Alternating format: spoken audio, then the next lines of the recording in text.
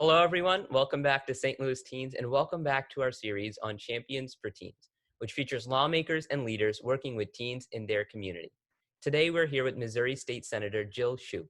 Senator Schupp, you're actively involved with high school students in the community through your visits to schools, their advocacy training efforts, and also through engaging with teens interested in proposing or advocating for causes that they believe in, such as mental health issues at schools and the pink tax.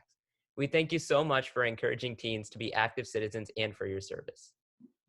Thank you, Shri, and I am honored and delighted to be here today.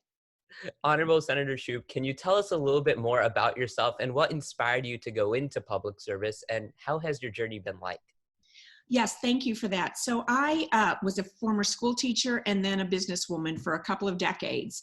And when my kids were young and in school, they went to what I thought was a great school district, and it was, but there were some problems, including when it was a day like today outside, 94 degrees, it would be 98 degrees in their classrooms because the schools weren't air conditioned.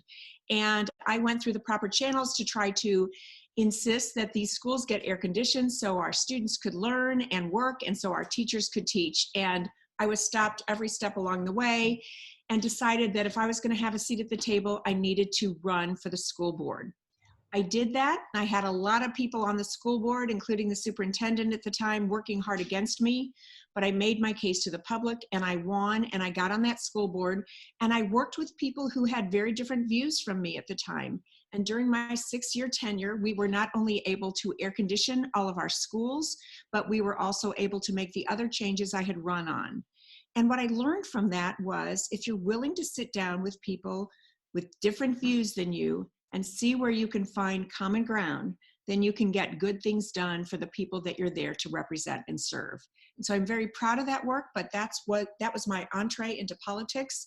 And since then, I've served in various roles for various reasons, but the overarching reason for me is because I want to make things a little bit better and leave things a little bit better than they were when I got there.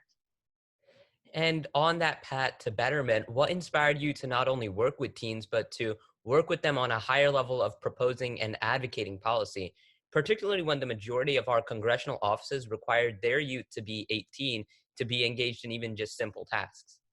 Well, so actually, interestingly, one of the first times I ran, well, the first time I ran for the state house, there was a young man who was 14 who really cared about politics and really cared about what his future world would look like. And he was not old enough to drive, and his parents worked. He rode his bicycle a couple of miles to my house every day, where we had my office in my home, and worked with me and the others on the campaign team. And he was such a valuable asset, not only in terms of the work he did, but because he brought a perspective that was different. You know, I was a teenager at one point in time too, but the world was a little bit different place then. I loved working with teens. We had another teen on that campaign team who spoke not only English, but another language. And he was able to communicate with some of the voters in the district in their native language. So they brought some specific skills to the table. But what I also know is the decisions I make as a legislator in whatever role are going to impact you and generations to come. And I want to make sure I hear from you about what's going on in your lives today, what you hope your future will look like. And I love the engagement of so many young people. You bring so much energy and enthusiasm and thinking to the table. So that's why I thoroughly enjoy working with teens and encouraging them to get involved.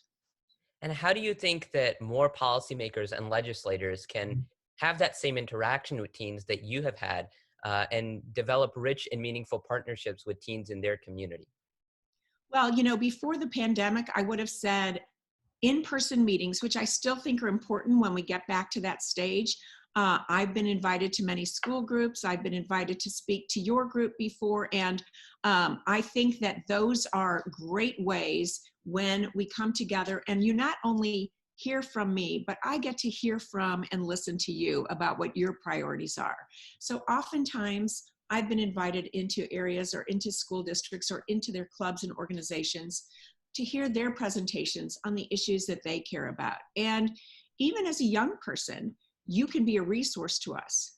Now, during the pandemic, when we've all begun using things like Zoom and doing these online platforms, what occurs to me is that it's not just, we don't have to stay within the boundaries of one school or one classroom or one club.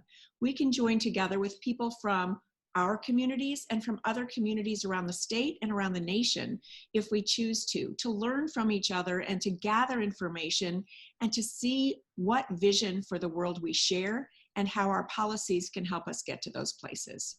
So reach out to your legislators, ask them to meet with you, ask them to talk with you, put together these kinds of meetings, let us know what you want to hear about, and give us a chance to say to you, what do you care about?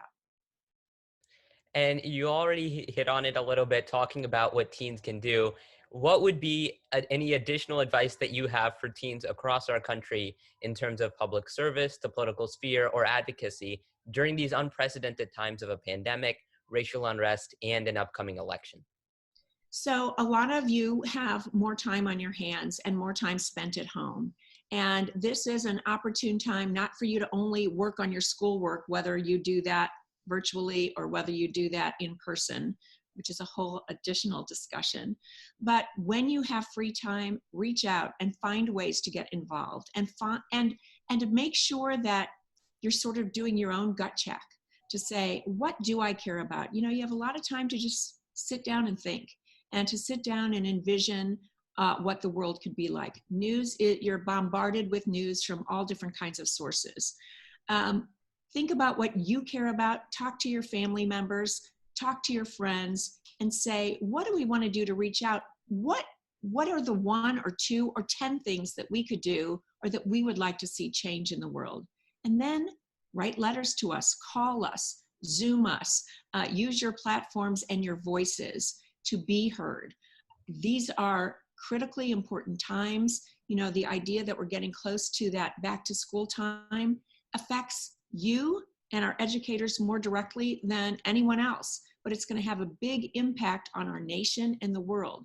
I believe you have thoughts about that. Talk to each other, gather your ideas, and present them to people like me and people in Washington. Senator Schupp, thank you so much for investing your time and resources in our teens and the value that they bring to our country and future. And thank you so much for your time today and answering all of our questions. Shri, thank you for inviting me, and know that I hope that my door or my computer is always open to welcome you. I want to continue to hear from you regardless of the office I'm serving in.